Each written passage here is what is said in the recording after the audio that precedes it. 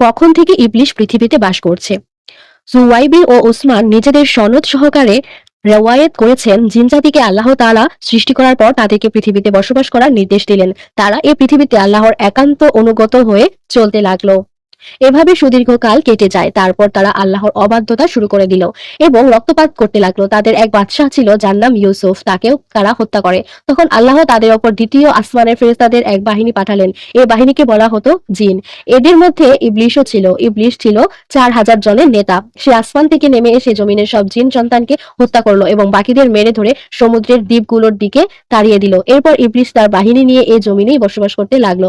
তাদের পক্ষে আল্লাহর বিধি বিধান মেনে চলা সহজ হয়ে গেল এবং তারা পৃথিবীতে বসবাস করাকে পছন্দ করলো।